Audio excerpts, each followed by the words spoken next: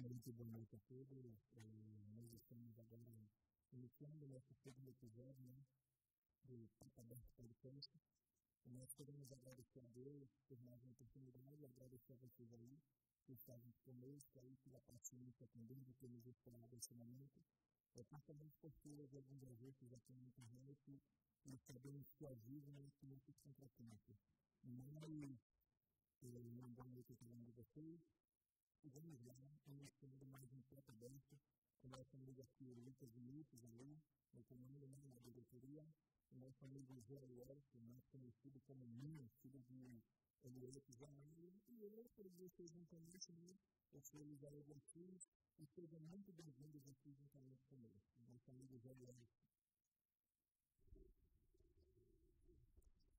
Boa noite a todos. Eu gostaria, primeiramente, de agradecer a todos vocês por estar assistindo essa live ao vivo. Gostaria de agradecer o convidado dessa noite, o pastor Elias. Para mim é uma honra estar do lado desse rapaz. Para começar, Elias é meu irmão de sangue mesmo, né? E é um prazer imenso estar do lado de você, Elias. Pode ficar à vontade, pode falar o que você quiser, aqui o tempo democrático e aparecer. Eu não sei mexer nisso não, né? É ao vivo. Pronto, assim mesmo? Amém. Boa noite a todos, é um prazer imenso estar aqui nessa noite, né, participando desse momento especial, juntamente com meu irmão, juntamente com meus irmãos, né, em Cristo, meu irmão de sangue, Minho, o irmão Lucas ali, que está no comando das câmeras. Demoramos um pouquinho, mas eu quero agradecer a todos que eu convidei, que está aí acompanhando. Pode pegar esse link e compartilhar com o máximo de pessoas que você puder, porque eu tenho certeza que tem algo da parte de Deus também para ser entregue para você nessa noite. E o nosso Papo Aberto de hoje, né? Temos aí o patrocínio do nosso amigo Fiel Leandro. Fiel, aquele abraço aí para você, para toda a família. É sempre uma honra, um prazer ter você aqui conosco, né? Então, somente aí com as lojas Liga Elétrica e Barbearia e Barbershop Nick Sampaio. Nós estamos aqui com ele, né? Que é o nosso amigo e pastor Ananias, né? É um prazer imenso ter você aqui conosco. É muita satisfação, mas eu quero deixar para a galerinha aí, ó. Vai lá, nos dá essa moral aí, comenta, compartilha, se inscreve no canal. Comenta aí e compartilha para o máximo de pessoas aí para poder nos acompanhar, tá bom? Nosso amigo Zé Elielto vai estar assim fazendo a apresentação do nosso convidado de hoje. Na verdade, eu não poderia passar esse momento e não ler, né? Não deixar apresentar o nosso convidado para vocês, né, de uma forma clara. Para quem não conhece ele tem 31 anos, pastor presidente e fundador da Igreja Evangélica Assembleia de Deus, Vencendo em Cristo. Ele também é graduado em bacharel em teologia, instrumentista industrial, servidor público e é pai de filhos. Eu gostaria de, antes de qualquer coisa, né, gostaria de todo mundo é curioso para saber, referente a você, quem é o Ananias, quem é o pastor Ananias, como foi a sua infância, como foi o seu trajeto, né, aonde você nasceu, se você é filho daqui de Aramari mesmo. Compartilhe conosco, por favor. Bom, eu sou filho daqui de Aramari, da região da Fazenda Pedra, né? Fica ali próximo ao Bom Sucesso. Nasci em Alagoinhas, né? Não nasci lá, mas residi lá até os meus 17 anos. Durante a minha infância foi muito proveitoso, né? Creio que quem já residiu em zona rural sabe que hoje está muito fácil tudo, mas na época que eu convivi lá, nessa região, era muito difícil. Ainda não tinha rede elétrica, não tinha água, né, encanada. Então, durante toda a infância foi ainda com candeeiro, com lampião, pegando água de jegue, né? Então, era um pouco difícil nesse sentido, mas era muito proveitoso, porque hoje as crianças não têm muita infância, né? Devido à alta tecnologia, muitos não têm a infância que nós tivemos, né? Quem tem de 20 anos para cima teve uma infância totalmente diferente das de hoje. Então lá era muito bom. Aos 17 anos e meio eu concluí o ensino médio e fui residir em Salvador, né? Depois fui residir em Lauro de Freitas. Na verdade fui para Lauro de Freitas e ficava alguns dias em Salvador, estudando. Depois retornei para Aramari, que foi onde Deus iniciou, né, uma obra em minha vida. Mas a minha infância basicamente foi dessa forma, a qual eu aproveitei muito, né, minha infância, né, graças a Deus. Não ia, nós ouvimos um pouco aí sobre a sua trajetória, né? A sua infância, filho de Aramari. Sim. Nós conhecemos um pouco do seu dia a dia, né? E você tem nos dado o prazer de conhecer um pouco mais da sua história. Mas eu queria saber, assim, a respeito. Hoje nós conhecemos o pastor Ananias. Como foi, assim, a sua trajetória até chegar a ser consagrado a pastor? Pronto. Nesse período que eu saí de Salvador, né, eu vinha para cá todo final de semana, geralmente em 15 ou em mês, mas de início eu vinha todo final de semana. Mas quando eu comecei a trabalhar, após concluir esse curso de instrumentista, eu trabalhei na Bridgestone 2 anos, inclusive eu estive lá, né, no posto. Trabalhei lá cerca de 1 ano e meio, 2 anos. E nesse período, minha mãe enfrentou um grande processo espiritual, a qual, em uma reunião simples, né, aparentemente simples, na casa de minha tia em Alagoinhas, Deus fez uma obra maravilhosa na vida dela e nós nos convertemos, né? Isso tem cerca de 10 anos. Então, você não era evangélico, né? Não. Todo mundo veio, passou Ananias, mas você não nasceu no berço evangélico? Não nasci, não era evangélico. Os primeiros contatos que eu tive com o evangelho, o primeiro contato que eu tive com o evangelho foi através de meu pai, inclusive, que ele já era evangélico, na Batista, eu lembro. E eu fui convidado por ele, né? Fui até lá. Acho que eu tinha uns 16 anos, por aí. O segundo contato que eu tive foi uma vigília que teve lá na fazenda Canaã, ali na Preguiça. E mais bem distante, né? Só o contato mesmo de visitar. Para falar a verdade, eu era um Paulo que criticava muito, né? Criticava muito o evangelho. Mas nesse dia, quando ao vivo, nesse dia quando eu tive esse contato mais profundo, né, quando minha mãe ela estava nesse processo espiritual, nessa reunião que teve, nesse culto, Deus fez uma obra maravilhosa na vida dela. E ali Deus trabalhou na minha vida. Mas voltando, nesse período que eu estava em Salvador, uma prima minha que veio de Belo Horizonte, ela já conhecia do Evangelho, né? E a igreja dela era uma igreja em célula, em qual se reunia em casa, né? E eu ia muito com ela, porque eu dirigia para ela, levava ela, e acabava participando. E nesses 3 pontos, né, antes de me converter, Deus foi trabalhando em minha vida, eu creio assim. E nesse dia que aconteceu a reunião que minha mãe estava, culto, no lar, aí foi o momento ao qual eu realmente me converti, né? reconheci Jesus como meu único Salvador. E a partir dali começou um processo na minha vida. Voltei para Salvador, ainda fiquei lá cerca de 6 meses. E nesses 6 meses começou a acontecer muitas coisas lá, né? Como quase todos que se convertem, nos primeiros dias é um pouco difícil, muito novo tudo, né?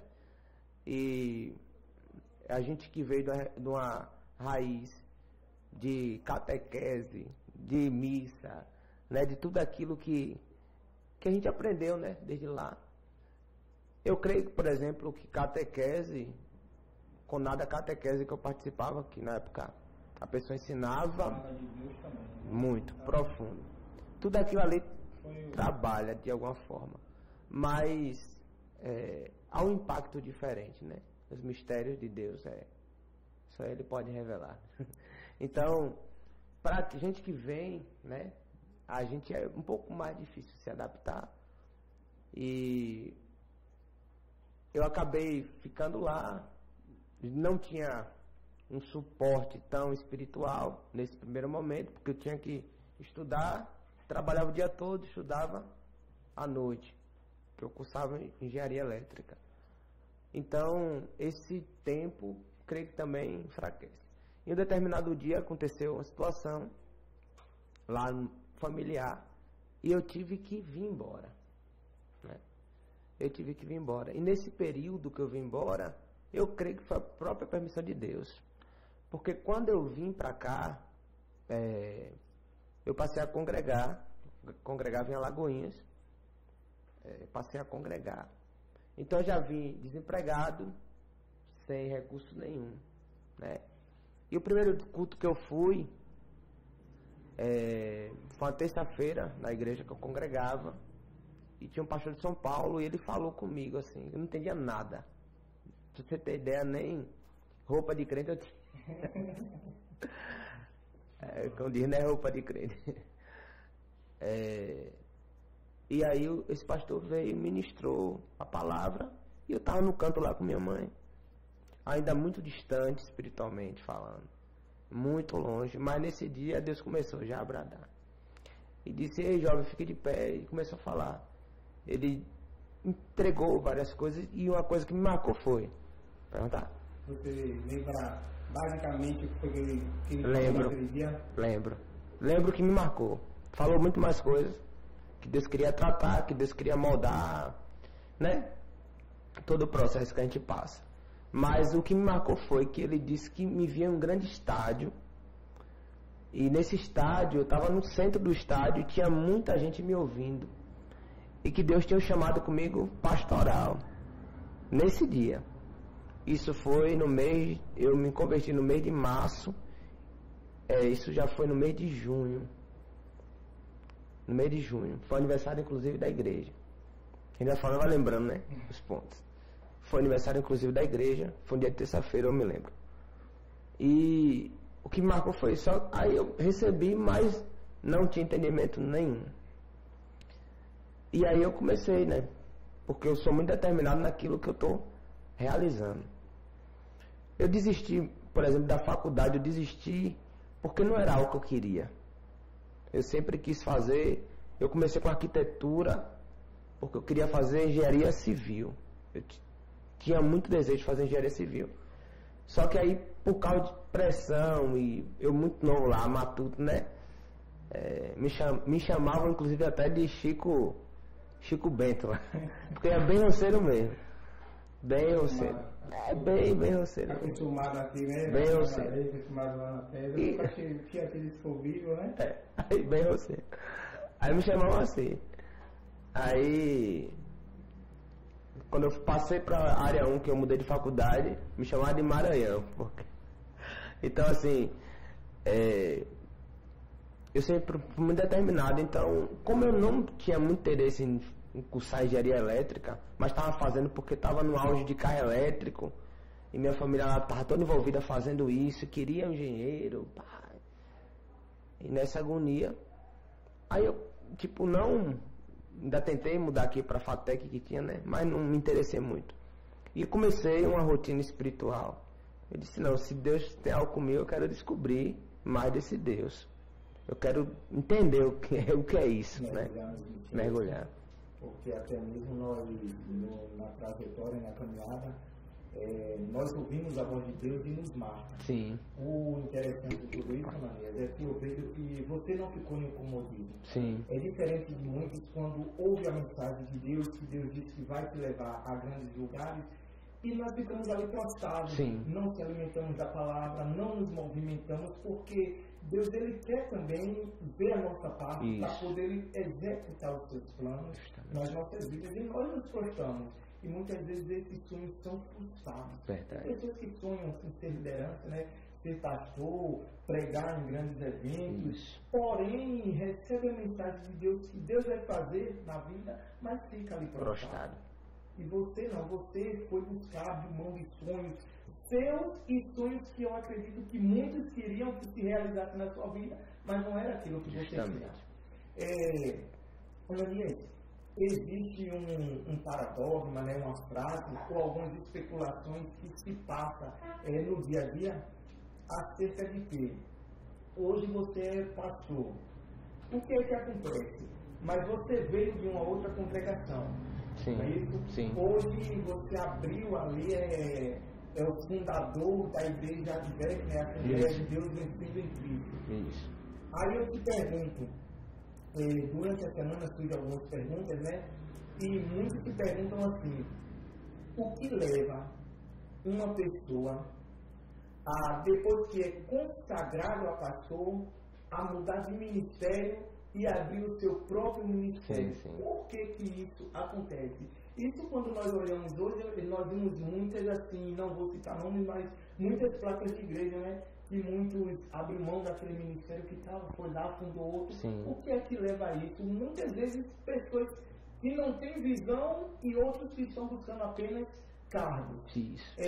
Nos explique de fato por que isso acontece. Pronto. Eu vou concluir só essa parte e vou chegar lá. Fique à vontade.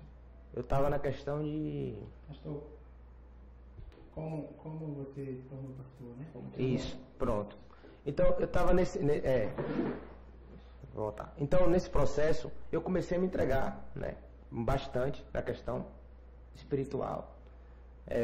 Num período de cerca de 1 ano, eu fiquei totalmente desempregado, sem condições nenhuma de me movimentar. Então, eu tinha que ir para Lagoinhas, dormir por lá mesmo, para ficar nos cultos. Então, devido a isso, eu me aprofundei muito para monte, que o ministério era muito de monte, e dentro da igreja, né, envolvido com as coisas, o cuidado, etc.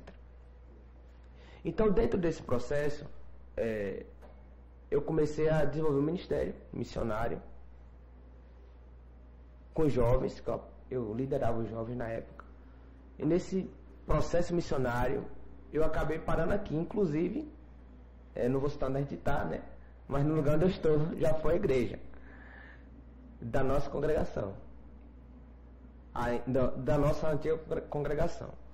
Então, quando eu estava liderando os jovens, chegando nesse ponto que você está, lembrando do ponto que foi me dito lá, né? Que me vinha um grande estádio, não entendia nada ainda. Eu fui ministrar em determinado lugar e eu estava com os jovens, fui pregar, e todos os jovens foram do ministério que eu era. E nesse lugar o pastor de lá olhou para mim e disse que me via com a roupa. E na roupa tinha muitas medalhas. Muitas medalhas. E na faixa da roupa tinha o nome presidente. Nesse dia, Deus falou comigo usando ele, né? Tinha o nome presidente. E que eu podia correr para onde eu fosse, que eu podia fazer o que eu quisesse, que eu até não queria, realmente não queria. Mas que Deus, né, estava entregando para mim uma congregação, um povo para eu tomar conta. Queria ser um grande reboliço que muitos não iam entender, e queria ser né, porque gera, né, tudo isso. Então, mas eu resistente, porque eu tinha uma grande entrega, onde como eu disse, tudo que eu vou fazer eu me entrego muito, né? Eu tinha uma grande entrega naquilo que eu estava realizando. Lá, enquanto jovem. Enquanto aqui, que tinha iniciado aqui em Aramari. E aí eu resistindo. Isso foi no mês de novembro de um ano. Você fazia igual a Jonas, né? Fugindo. Deus mandava você ir para um lugar e você fugia e não adiantou, né? Não adiantou. A gente vê você assim como pastor, né? A gente vê que você é um homem de Deus. E o seu chamado é de pastor. Tem pessoas, cada um tem o seu chamado, né? E a gente percebe que o seu chamado é de pastor. Você lembrou dessa questão do pastor, né? Você não tinha nem discernimento, nem noção do que era ser pastor ou ser cristã, né? De verdade. Mas a partir do momento que você buscou a Deus, você viu que realmente sua vocação era ser pastor. Eu queria só abrir um parênteses aqui. Gostaria que você compartilhasse, né? Para quem tem vários evangélicos nos ouvindo, né? E tem pessoas que entram na igreja, né? Mas quer sentir, né? Realmente ter um contato com Deus, né? Ter uma ligação com Deus, uma aproximação com Deus. E você, algumas pessoas se espelham em você. Então, como é que a gente faz para poder ter essa aproximação mais com Deus? Como a gente faz para poder ter esse contato com Deus? Conhecer Deus de verdade? Pronto. A Bíblia diz que conhecereis a verdade vos libertará, né? E a verdade é Cristo. Né? A forma é revelada para quem busca, porque os mistérios de Deus são revelados individualmente para cada um. Mas existem caminhos, né? Que é a palavra de Deus, que é a verdade que liberta, que é a renúncia, né? O negar a si mesmo, tomar também a sua cruz, né? E seguir a Ele. Os propósitos, né? Que a gente coloca, né? Diante do Pai. E buscar. Não se autocondenando, porque a religiosidade, em muitos pontos, tem destruído a comunhão de muitos filhos de Deus. Porque a forma, não criticando, né, mas a forma que talvez tenha sido conduzida durante muito tempo, não tem aproximado muitas pessoas. E, por exemplo, quando a pessoa falha ou peca, ela foge de Deus. Ela se esconde, a mesma natureza de Adão, né?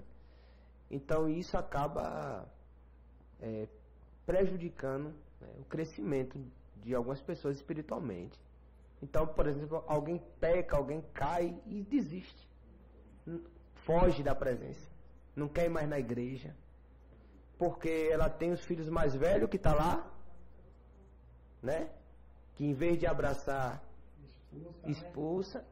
E ela tem a dificuldade do que ela está enfrentando, né? Mas o filho pródigo, por exemplo, ele disse: eu vou voltar para a casa de meu pai. Nem que eu seja lá um servo. Mas o pai foi para onde? No caminho encontrar ele. Né? A Bíblia diz que o pai avistando vai no caminho. E quem é o caminho? Cristo, né? Ou seja, o jovem estava fora, mas ele voltou para o caminho. Mas chegando lá, encontrou o quê? A dificuldade do irmão mais velho. Então, eu acredito que a igreja, ela não entende... Estou falando a igreja terrenamente falando, não é de Cristo. A igreja, religião, né? Não entendeu o que Cristo veio fazer.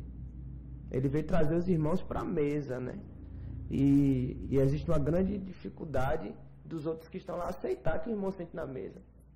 Porque acha que está tão santo, tão puro, que tem a capacidade de julgar. E Jesus deixou claro que antes de olhar para o outro, tire primeiro a trave do seu. Então... Nós olhamos a trajetória de Pedro, aí naquele momento que Pedro olha, né, e Jesus emendando sobre as águas. E Pedro, ousado, ele chega para Jesus e diz: se eu sou, me deixa ter contigo, né? E ele diz: vem aqui. E só vai viver, de fato, o que Deus tem para aquele que quer viver, só vai experimentar aquela experiência profunda com Cristo, aquele que vai abrir mão de tudo para seguir a Ele. Nós observamos, diante do que o pastor Ananias está dizendo, porque assim, Pedro ele se levanta e começa a andar sobre os águas. Só que é um momento que Pedro desvia o olhar de Cristo e começa a afundar. Aí nós observamos muitos olhares Pedro afundando, mas poucos olhares de Pedro. E aí Jesus estava lá para acabar com tudo e fez o que estendeu as mãos e perguntou o peito. Muitas vezes é isso que falta dentro do ministério, dentro da obra, que olhe, não no momento que você está caminhada. Você passou na caminhada da hora que ainda não diz, ó, eu estou contigo. Isso é muito importante. Mas eu quero aproveitar o momento que a galera aqui que nos acompanha, né? E nós queremos ficar assim dando feedback. Estamos aqui com a nossa amiga, ela tem minha cunhada, né? Ivonete Guedes, ali em Alagoinhas. Temos aqui Ana Lúcia Souza, Dona Tassi, aqui a Tatiana Correia, dando boa noite aqui, o podcast com Tatiana, né? João Anderson, muito boa noite, meu campeonato aí. Ana Lúcia está pedindo aqui, Ana Lúcia Souza, ajusta o áudio, que está um pouco baixo, né? Emily Barbosa, Emily Camille, né? Nós temos aqui a Rosinalha de Assis, que é minha irmã, Rael Pereira. Um abraço, mano, para você que nos acompanha aí de Salvador, né? Nosso amigo André ali de Tatu. Mas vamos ver se está dando continuidade com a sua mania.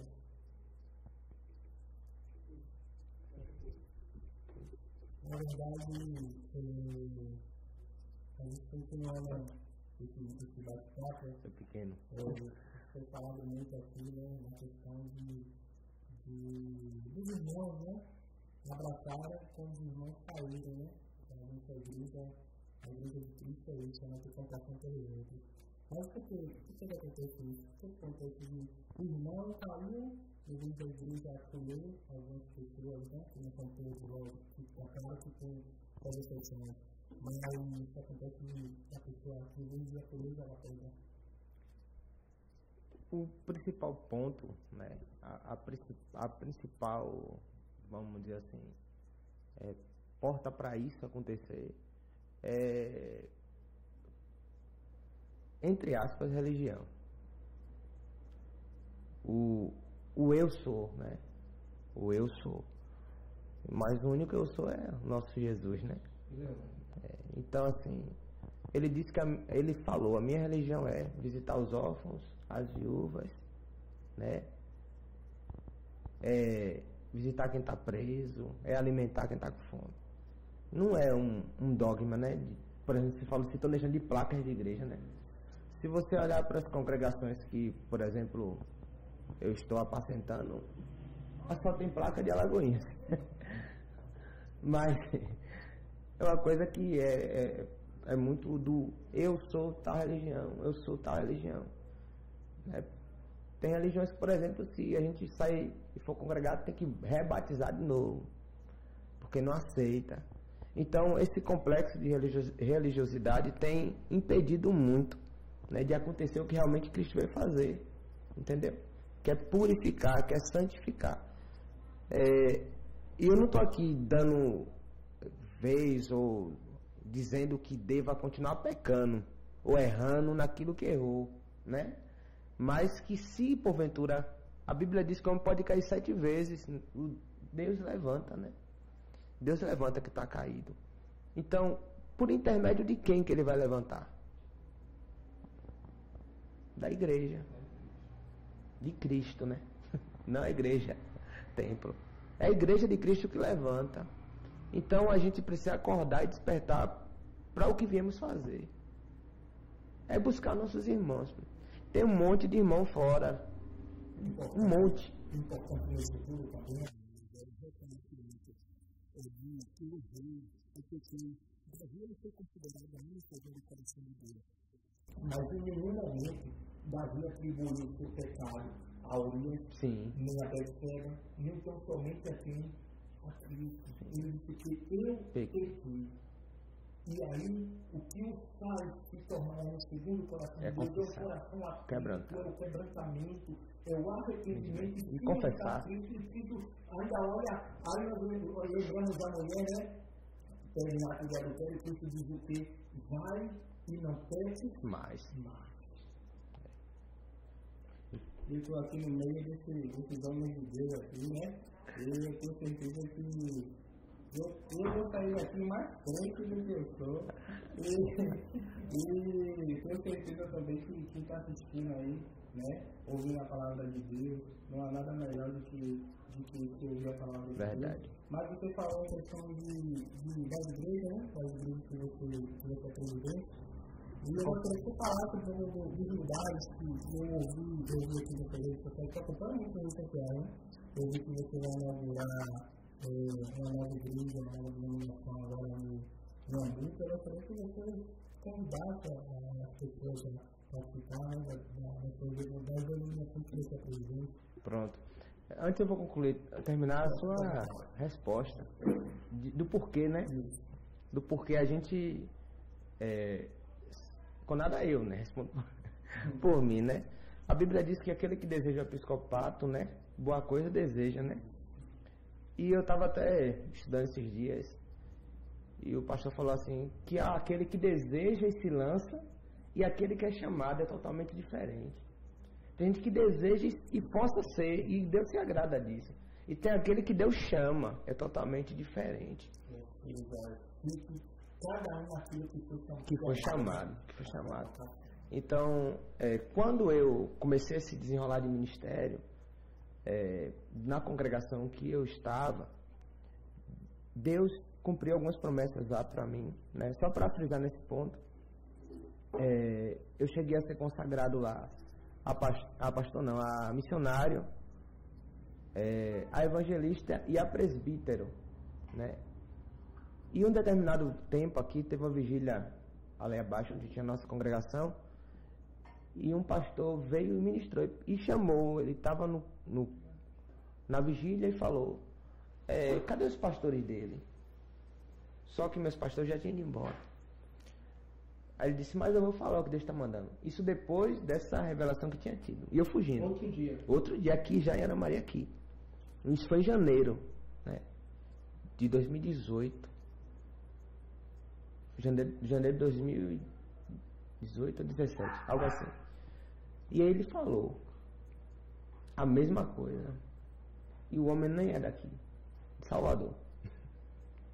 Eu sei que vai chegar para eles e ele pode fugir, e eles podem não aceitar, mas Deus tem uma obra com ele. Então, desse dia para cá, só Deus sabe o que eu enfrentei, espiritualmente falando. Entende? Tem experiências que eu vivi, que não pode ser contada, mas assim, um determinado dia, 11 horas do dia, Deus falou comigo. É hoje. E eu fui. Peguei um ônibus, um Topic que desce lá da roça, não estava de carro, não tinha carro. E desci, fui para casa de meus antigos pastores. Cheguei lá e fiquei esperando. Aí fiquei sentado na frente. E aí o que acontece? Eu entrei, conversei e falei o que Deus tinha ministrado no meu coração. Aí Deus já tinha me dado nome de ministério. Por isso que é Vencendo em Cristo. Não iria ser Assembleia de Deus, mas isso foi por causa de reuniões que teve com a primeira diretoria. Mas ia ser Vencendo em Cristo, Igreja Vencendo em Cristo. Porque foi o nome que o Senhor me deu, entende? E aí eu fui lá, conversei. Ela me abençoou na época. Teve alguns contratempos, porque algumas pessoas da liderança de lá, né, resolveram. Eu sei que tem até muita gente curiosa sobre isso. Tem. Todo mundo falando assim, fala. Tem. Então eu fui lá, tratei disso. Teve contratempos, como foi dito, né? Deixar claro que Deus falou que iria acontecer um grande reboliço, pá.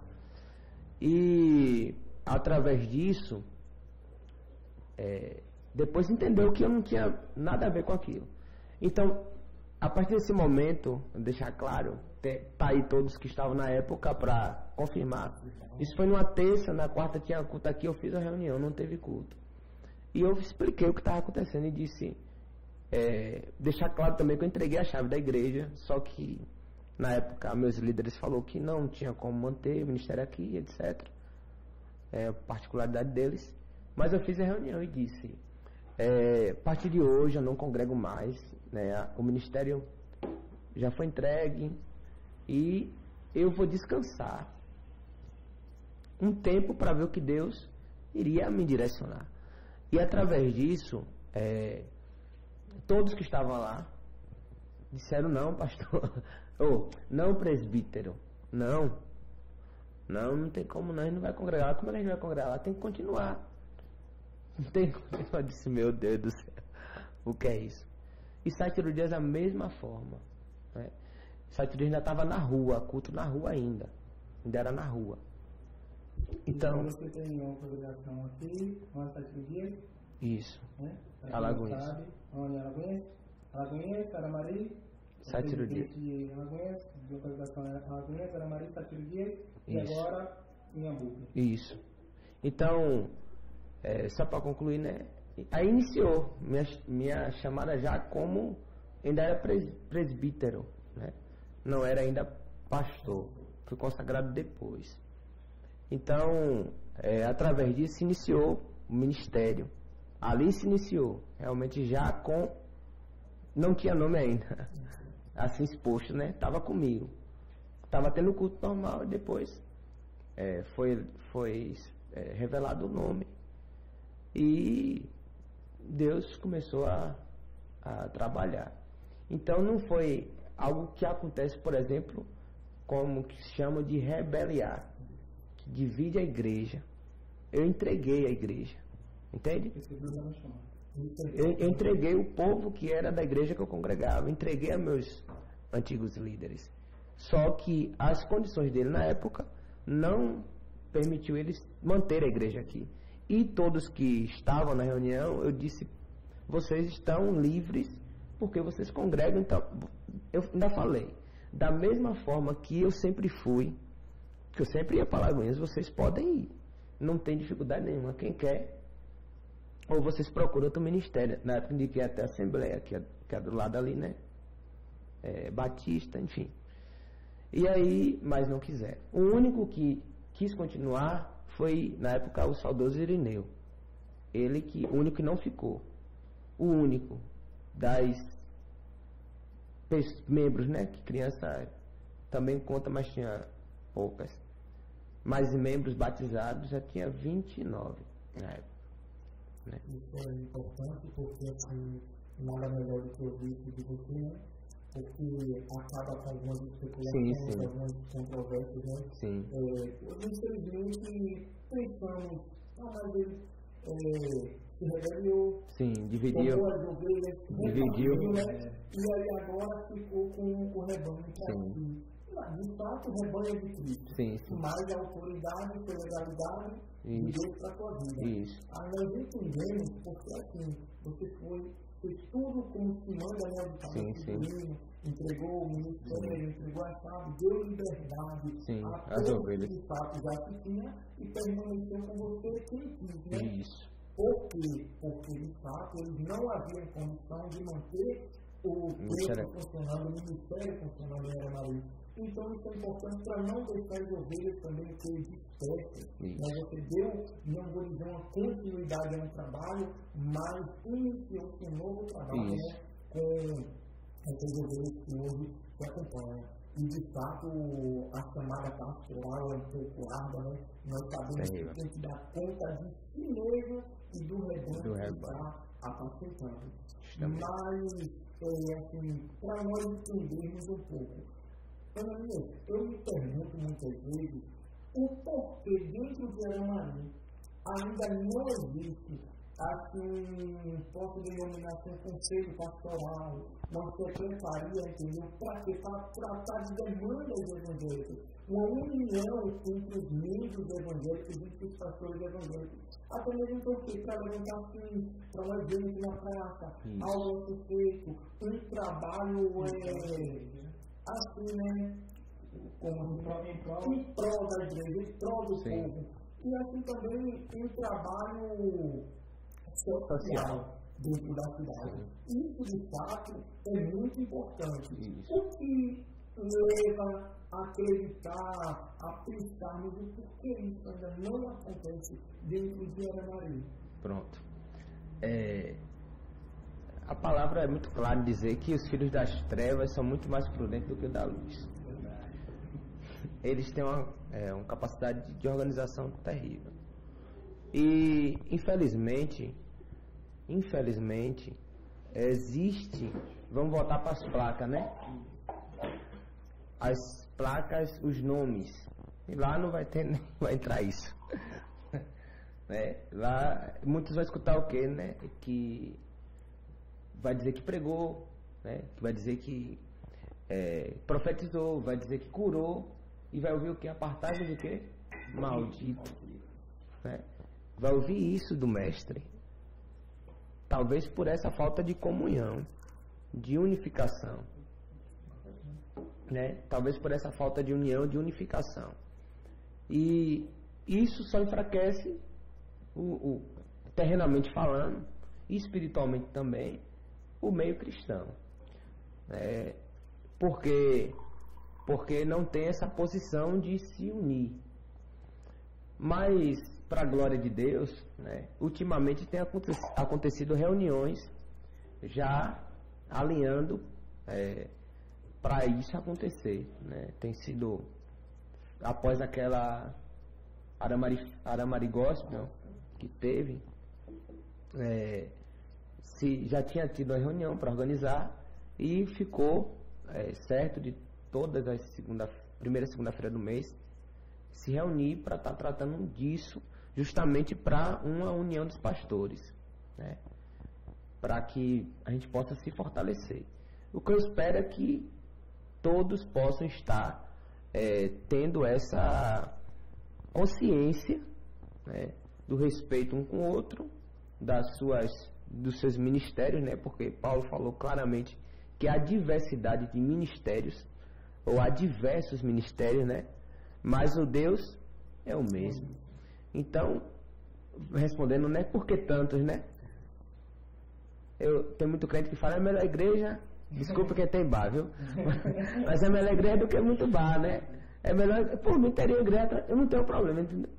Não tenho problema. Lá no ponto que a gente está na igreja própria já, graças a Deus, uma prova de que o ministério é de Deus é essa, por exemplo, que o indivíduo não subside, não consegue se manter, né? E quando é de Deus, prevalece. Então, em 5 anos de ministério, vai fazer 6 anos que vem, né? Para a glória de Deus, eu consegui, para a glória de Deus, adquirir coisas sobrenaturais, né? O Deus fez. Por exemplo, a gente tem uma obra aqui que não está construída aqui no centro, onde vai ser a sede geral. Eu tenho esse desejo e vai ser realizado, se assim Deus permitir, que é a sede de todas as igrejas. E eu tenho o desejo que seja aqui na minha cidade. Não sei o que Deus tem. Entendeu? Eu fiquei muito triste, espiritualmente falando e carnalmente falando, e sou muito sincero, com o que fizeram comigo ali. Por isso eu parei a obra daqui, né? Que você pode falar um pouquinho sobre isso? Posso. Eu fui denunciado pela vizinhança, por 2 vizinhas que fizeram abaixo-assinado de pessoas que não eram dali, que eu acompanhei a lista. Vi que não era, tinha 2 ou 3 que eram. E denunciaram a igreja. Eu tive que pagar. Eu comecei prestando serviço comunitário, porque nessa hora é o pastor que responde. Mas não foi pelo serviço, mas eu me sentia muito mal estar lá. Porque eu estava injustamente, entendeu? Eu estava injustamente prestando aquele serviço. Se eu estivesse lá para fazer aquilo no lar de idoso, sem aquela obrigatoriedade, então eu acabei pagando. Eu voltei no órgão responsável e paguei mensalmente. Terminei mês passado. Então aquilo me entristeceu e eu comecei a me desgostar da obra ali. Simplesmente porque eles achavam que o som estava muito alto. Só que eu media e dava 65 decibéis. Só que as ondas sonoras se propagam. Eu media na estrada ali e dava 65. Só que o vizinho do lado ia ouvir muito mais alto. Eu podia baixar o mínimo que fosse. Mas eu falava sempre, nossa igreja está de palha e a gente precisa construir. Aí quando a sentença saiu, né, eu ainda falei no microfone nos últimos cultos que teve. Ainda disse agora fica mais difícil ainda, porque o dinheiro que tinha para comprar bloco vai ter que pagar. E aí eu me retraí. Só que me retraí e até disse, se aparecer alguém para comprar, eu vendo o terreno. Só que aquele terreno foi Deus que comprou, entendeu? Foi Deus que comprou. Por quê? Na verdade, quando está fazendo a obra de Deus, né? Sempre há coisas para poder pedir a obra de Deus, mas a obra de Deus não para, porque a obra dele, né? Como você falou, o terreno, você, por mais que você precise ouvir, por mais que você precise desfazer, você Deus fez, porque sim. Sim. Deus comprou, praticamente. Foi ele que comprou, porque é o nome da igreja, né? E se fosse vendido, eu ia comprar em outro lugar, um terreno aqui. Né? Deixar claro, né? Ia concluir a igreja que você viu que foi bem rápido para construir ali. Né? Site do Dia está quase concluída também. Então, assim, quando isso aconteceu, você vê como é o mistério de Deus. Eu me retraí, mas depois eu entendi que Deus tinha algo com ali ainda. Por quê? Porque começaram a ter sonhos, entende? Com um poço, tipo um poço saindo só com muita areia, mas areia branca fluindo. Eu passei na rua e uma moça que tinha ímpia falou assim,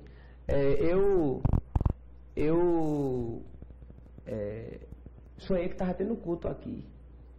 Então Deus começou a sinalizar que não quer que venda. Entende? Não quer que venda. Mas eu disse, eu só volto para ali se for para construir a igreja toda. Não volto. Construir com todo a estrutura para não incomodar ninguém. Aí quando eu escuto uma obreira lá da igreja Simonice falando, não dormi porque o paredão de Edilson vai bater no fundo da minha casa, no fundo da casa dela, né, que é ali do lado do Silvanice. Eu disse, Deus que me perdoe, mas eu queria que esse paredão estivesse aí do lado. Feliz velho, porque quando é ímpio ninguém fala nada, quando é um bar ninguém fala nada. Mas a igreja tem essa dificuldade. E o que eu ouvi foi terrível, porque subiam na laje e xingavam a gente de todos os nomes possíveis que você imaginar. E eu nunca gravei. Teve um dia que me deu vontade de gravar e denunciar também. Mas depois Deus disse, a justiça não pertence a você. Então, eu creio que a gente possa voltar para aqui, para o centro, e será ali, né, possivelmente, mas com tudo, né, certinho. Às vezes nós tentamos imaginar, né, mas nós sabemos assim que aqueles que vêm até o encontro está vindo diretamente contra o próprio Deus, né, porque nós somos representantes dele aqui na terra. Nós estamos fazendo aquilo que de fato ele nos ordenou. Porém, nós como evangélicos, nós somos vistos que às vezes as pessoas pensam que nós somos super-heróis, que nós não sentimos, ou até que o cristianismo acha que nós não podemos de forma alguma passar por esses problemas, por essas adversidades, enquanto nós sabemos que Cristo não veio para nos isentar de nada disso. Sim. Nós seremos perseguidos de todas as formas, ou seja, como. E o que acontece é que, assim, infelizmente, nós temos que falar dessa forma, mas nós sabemos que quando não é um evangélico, de fato incomoda. Sim. Ou melhor dizendo, incomoda quem? A nós ou a gente. Mas quando o evangélico incomoda a outros, mas quando não é, está tudo bem. Está tudo bem. Então, nós temos que realmente se comportar como pessoas impecáveis. Verdade. Mas somos falhos. Verdade. Somos seres humanos. E chega um momento que nós falamos, nós pecamos, mas nós entendemos que tudo na ordem da decência e Deus no tempo certo ele concede a vitória. Né? Verdade. Então, essa situação ocorreu. E eu creio que Deus, brevemente, né, vai criar situações, né, para que tudo volte ao seu devido lugar, né? Se não for ali, vai ser próximo. Mas vai ser construído, né? em nome de Jesus. Então, respondendo essa pergunta, que eu estou lembrado, né, nós estamos inaugurando uma congregação na cidade de Iambupe, nessa quarta-feira, né? É uma promessa de Deus, porque o Senhor falou comigo, não foi agora, né? A gente fica relutando, mas um período que eu estava muito indo passar tiro dias, eu andava por dentro do mato devido à estrada que estava ruim na época. E tem uma parte que pega a cidade toda, né? E nesse dia Deus falou comigo que ele queria uma obra ali naquela cidade, há 2 anos atrás. Então, chegou o momento, foi tudo muito preparado, o lugar onde a gente vai se instalar foi construído para ser uma igreja, alugado, mas quem construiu para uma igreja, só que o pastor teve que ir embora e fechou. Então o templo foi construído para ser igreja. E a gente vai estar iniciando essa obra lá, né, debaixo da direção de Deus. Um sinais que eu peço muito a Deus é acerca de... Eu sou igual de Gideão, disse, se porventura o Senhor quer, aí o Senhor vai fazer, por exemplo, esse lugar é muito estruturado e o dono pediu um aluguel de R$1.000. Eu disse, se for o Senhor, vai baixar isso aí. Aí eu disse a ele, eu não tenho condições de pagar 1.000. Não tenho condições nenhuma, não tem membro aqui, não tem nada aqui. Só vai vir um casal para dar seguimento à obra. Aí ele, eu posso fazer R$600. Eu disse, tá bom, vamos lá pela fé. Aí a gente iniciou. E também em dezembro, possivelmente a gente está iniciando um ministério lá na cidade de Salvador. Miramão. Em dezembro. Já era proteído, mas não tive como ir ainda ver o local. Mas nós vamos iniciar lá, em nome de Jesus, se assim Deus permitir. Deixa eu olhar aqui, tem muita gente comentando, mas antes de iniciar, eu gostaria que tenha sido inscrito no Instagram. Nosso Instagram é papaberto.podcast. Qual é o seu Instagram? PR Ananias OFC, oficial. Segue a gente lá no Instagram. Mas eu vou ler aqui nossos comentários, que quem está aqui conosco ao vivo na live Geilda Silva, Cláudia Bispo, Analito Souza, o nosso pastor Nando, a Luciana da Silva, boa noite, meus amados. Fabrício Aquino, pede para mandar um alô para Tati. Alô, Tati, está ao vivo, meu irmão. Como pode tocar podcast também, comentando aqui com vocês, galera. Maria Vitória, a Luciana, Amado, Ivo Messi, Fiel Leandro, estou ligado no Papo Aberto. Fiel também me tem uma pergunta aqui, né?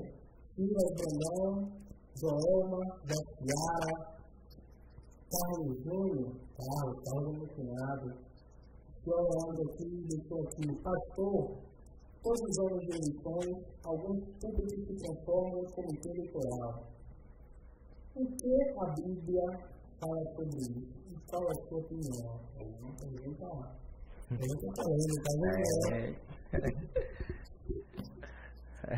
É bem polêmico. Para a Maria é muito difícil, né? Mas graças a Deus,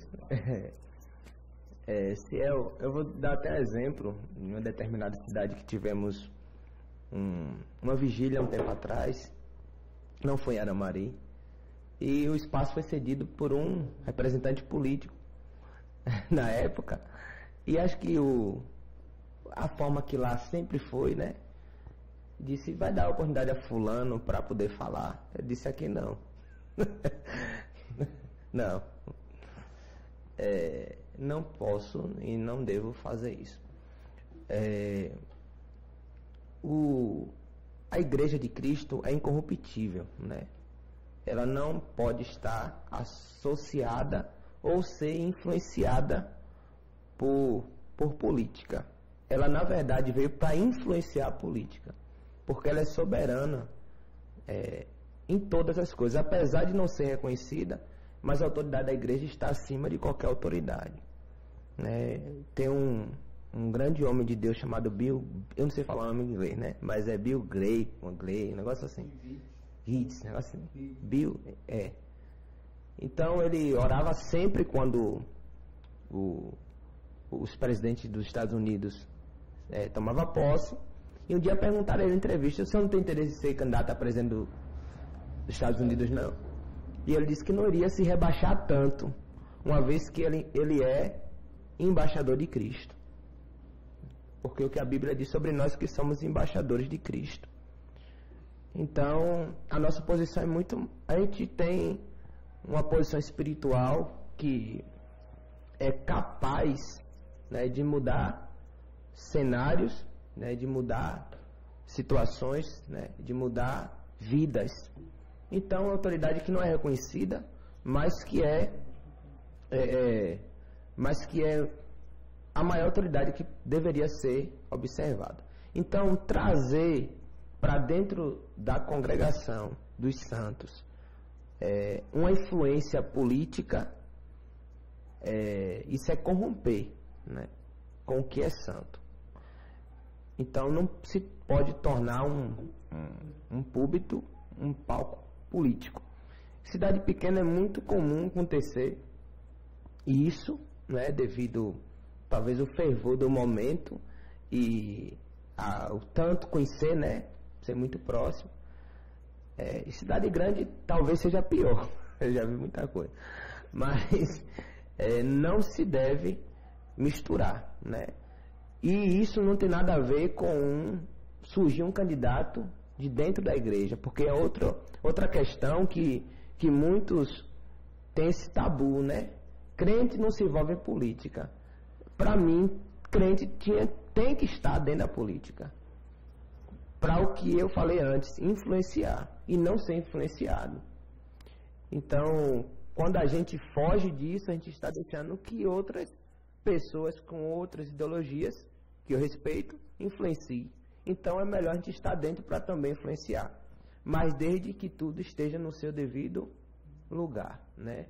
Não trazer isso como influência para dentro da igreja, porque passar a dar um púlpito para esse palanque político, como foi citado, é influenciar, né? Então a gente precisa ter esse cuidado de não se deixar ser influenciado e de não misturar as coisas. Mas também deixa a ressalva que é necessário que os cristãos se envolvam mais, seja mais participativo e, se possível, sejam candidatos mesmo. A prefeito, a vereador, a deputado, presidente, né? Isso é muito importante, né? Porque assim, nós cristãos somos como todos os outros cidadãos, né? Que devemos exercer o nosso papel de cidadão. Sim. De lá, da nossa contribuição com o voto. Sim. E por que não participar diretamente nas opiniões, diretamente como candidato, como pré-candidato? Isso de fato é importante. Sim. Só que a nossa visão tem que ser uma visão como Sadraque, Mesaque, Daniel, como Daniel, que precisou... Foi prefeito, vereador. Foi prefeito e governador. Foi prefeito e governador, que preferiu se entregar, de fato, a não se contaminar, não usufruir com os manjares, né? Então, fica isso aí como uma observação, de fato, é muito importante. Sim. Agora, imagine um cristão chegando lá, entendeu? A visão de melhora é para todos. Sim. Só que não pode acontecer ele chegar lá e se corromper. De fato, é isso que acontece. Mas vamos deixar bem claro algo muito importante. Assim como na política, como na família, assim como em todas as esferas da vida, aqueles que se corrompem e aqueles que não se corrompem. Então nós não podemos englobar todo mundo como muito chama farinha do mesmo. E justamente é muito até importante isso. Citar, né, que você falou de Sadraque, Mesaque e Abednego. Eles tinham posição dentro do reino. E, por exemplo, Daniel chegou ainda jovem, 17 anos em média, né, se posicionou e foi grande dentro da Babilônia, né? Como ele foi cotado entre os prefeitos, entre os governadores da época, né? O próprio José. E algo muito, muito interessante que eu estava estudando, e o túmulo de Jesus foi preparado, ou seja, José de Arimateia, né, era senador na época, né? Então ele era senador e era seguidor de quem? De Cristo. E o túmulo onde Jesus foi colocado, ele que tinha comprado. E o maior político que se teve na terra e que se tem até hoje é Jesus, né? Então, e política é muito diferente de politicagem, né? Mas isso não é de política hoje aqui, não. Mas se for para discutir, a gente discute. O homem é Bíblia por dentro, tudo pautado na palavra de Deus, né? Não é a tua que passou, né? Mas o tempo passa muito rápido, ainda mais quando fala na palavra de Deus. Né? Gostaria de agradecer, né? Agradecer primeiramente a Deus, agradecer a todos que participaram da live, agradecer ao pastor Ananias pela oportunidade, pelo aprendizado também. É bom quando você está num ambiente, né, que fala de Deus, você volta para casa melhor do que você retornou. Então, eu estou indo para a minha casa, onde você precisa, melhor do que eu cheguei aqui. Só queria te agradecer, né? Eu vou passar para eles as considerações. E eu gostaria que, antes de eu finalizar, né, você deixa uma mensagem, né, uma mensagem de Deus para quem está nos assistindo, né? Porque eu vejo pessoas que hoje o dia não foi muito bom, o dia foi um pouco corrido, triste, pesado, teve algumas aflições durante o dia, né? E às vezes a pessoa tenta dormir e não está conseguindo dormir, né? Por esse problema diário que ele sabe que ocorre. Eu gostaria, antes de continuar a conversa, você então uma mensagem para as pessoas. Pronto. É um texto que talvez não seja muito conhecido, mas a Bíblia diz para lançar sobre Cristo todas as suas ansiedades, todas as suas dores e todos os seus medos, né? Jesus, ele veio em carne para desfazer com todas as obras do nosso adversário. E o adversário, ele não tem outro ponto a atingir a não ser a alma do ser humano. E vemos em um mundo tão acelerado, com tantos atrativos, com tantas coisas que têm tomado a atenção de Deus, e as pessoas nessa corrida tão grande, sem ter, né, um tempo para o Senhor, têm se afogado, têm se destruído em suas almas. E quando olha para o tempo, às vezes consegue construir algo, às vezes não consegue, mas mesmo que construa, está com a vida frustrada. E se não construir, pior ainda. E acaba entrando em estados de depressão, de opressões, né, prisões espirituais. Mas Jesus, ele tem o poder de arrancar tudo isso. E volto a dizer, a guerra, né, a luta que o diabo trava é para tentar aprisionar a alma do ser humano. Porque é na alma que estão os sentimentos, né? Em Levítico, a Bíblia diz que a nossa alma está no sangue. Talvez você se pergunte, onde é que está a minha alma? Que negócio é esse de alma? A sua alma está no sangue. E como é isso, pastor? Observe que quando Caim mata seu irmão Abel, Deus fala para ele que o sangue dele iria clamar por justiça. Então, é muito fácil de você entender. Quando você está muito triste, quando você está muito angustiado, né? Quando você está se sentindo muito mal, você pensa até em tirar sua vida ou até se destruir. Mas o Senhor, ele tem o poder de trazer para você novidade de vida. Então ele tem capacidade de arrancar tudo isso que você enfrenta, tudo isso que você passa, e lhe dá um espírito transformado, uma alma, né, tranquila, e um corpo, né, que resplandeça a glória dele. Então, busque a ele nessa noite, entregue tudo a ele, que o mais ele fará na sua vida. Em nome de Jesus. Amém?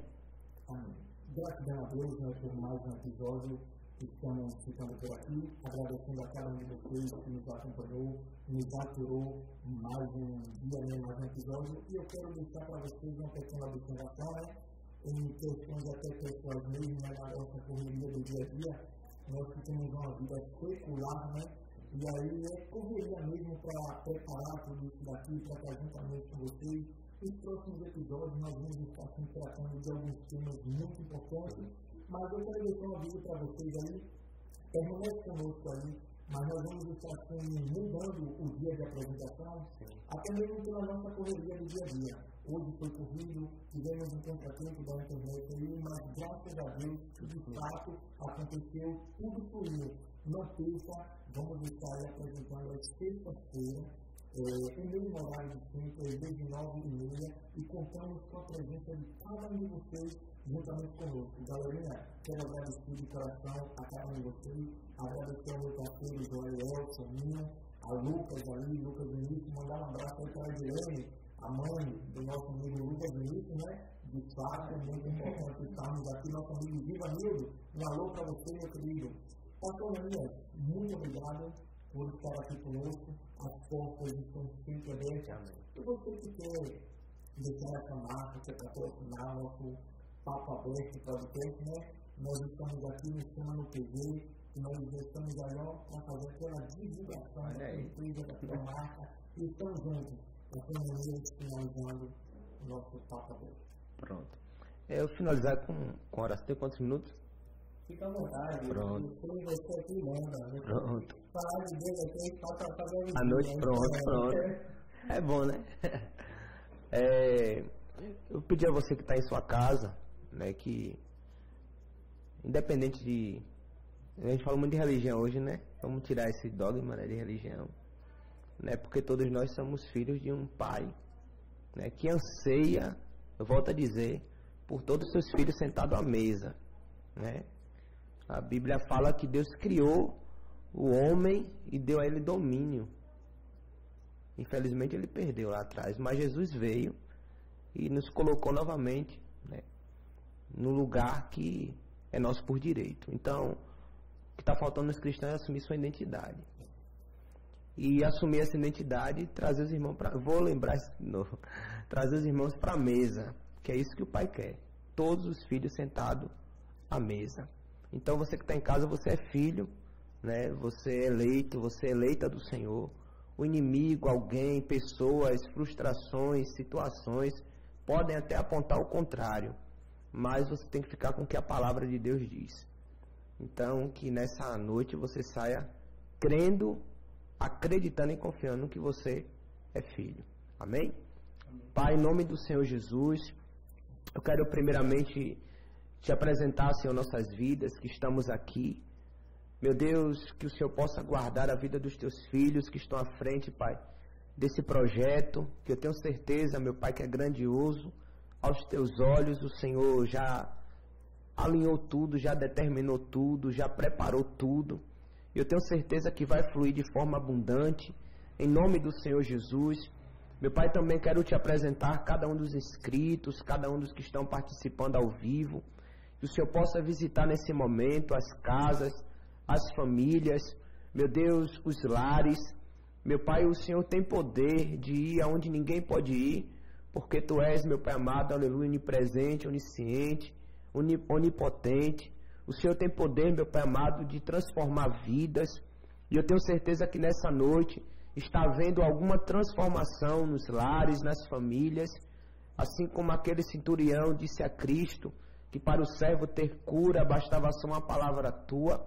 Eu oro para que o Senhor libere palavras, meu Deus, sobre a vida desse povo que está me escutando agora. Decretos, meu Pai, de vitória, de conquistas.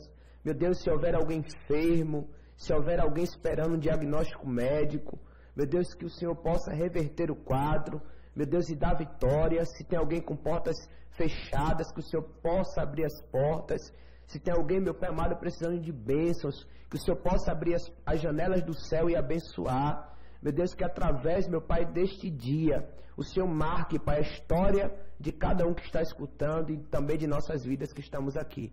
Em nome de Jesus, Continua, meu Pai, conosco, em nome do Pai, do Filho e do Espírito Santo. Amém? E graças a Deus. Aleluia.